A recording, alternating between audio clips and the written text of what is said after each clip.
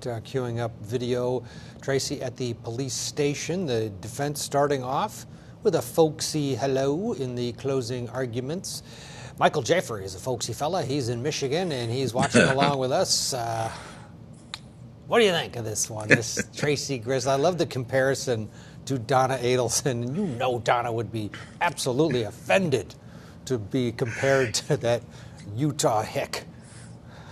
Yeah, she's a narcissist. She'll say, "Hey, I'm not that fat. I take care of myself better than Tracy Grist." But we're trying to get into the mind of narcissists. So so far, this defense attorney's demeanor is exactly what I would want if I was, commentating. If I was rooting for the case, I would want the demeanor that he's coming off with.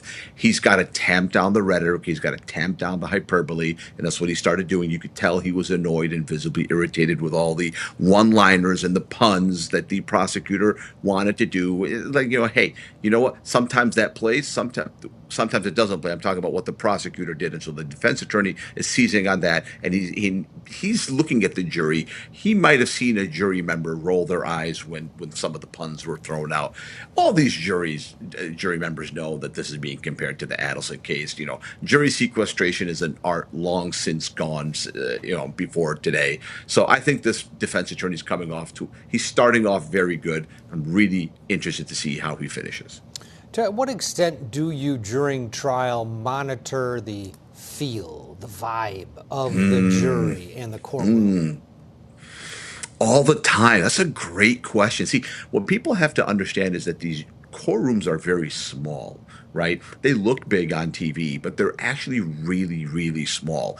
Like, you see the jury members, and if you're doing a good job as a trial attorney, you're not sitting there staring at the jury like a creep, but you're looking at them a lot, and you're looking at them when they don't know you're looking at them, and that's everything. I can't tell you how many times an attorney will take his client into another room and say, "Hey, we got to change our strategy." This one jury member rolled her eyes when this one person said this one thing, and I think we should seize on that.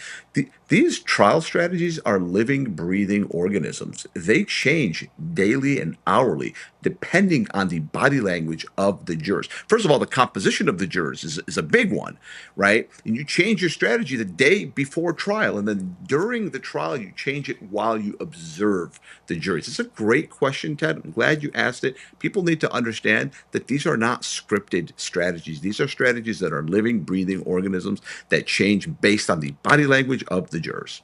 All right, let's get a break, and when we come back, we'll pick up the defense closing argument right where we left off. Stay with us. You're watching Court TV, your front row seat to justice.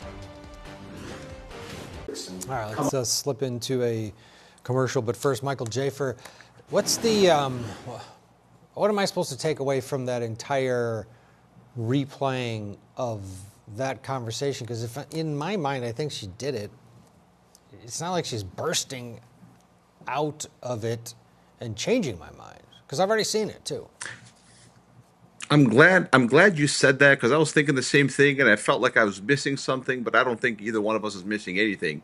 I don't know why the defense attorney made that, kind of have it dominate what would ultimately be half of his closing argument. Maybe it's to show that she wasn't this mastermind. She seemed confused. She seems nonplussed. Maybe that's what it is. At the end of the day, he knows before he started his opening statement that this case is going to hinge on the credibility of her daughter. That's what this case is going to hinge on, because her daughter pointed a finger at her, but her daughter is, in my opinion, the lowest form of cretin alive on the planet, right? So maybe the defense attorney wanted to say, hey, this is my client. She's there. It's 1:30 in the morning. If this is not a mastermind, this is somebody who was surprised by the whole thing. That's what I'm thinking his strategy is. Yeah, and, to be fair, on the stand, Tracy Grist does not come across as a cunning mastermind of anything, where Kate, on the other hand, did. Like, she knew everything, and Kate was a manipulator, and even that video that she recorded of old Matt freaking out about his tacos, she's the one that pushed play. Yes. She set him up very Amber Heard-ish with Johnny Depp,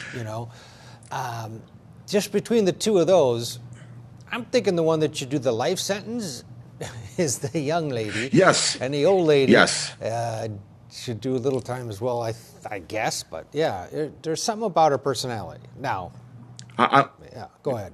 Sorry, I didn't mean to cut you off. Yeah, I fully agree with what you're saying. The mother, the daughter on the left side of the screen, in my opinion, is the lowest form of scum alive on the earth.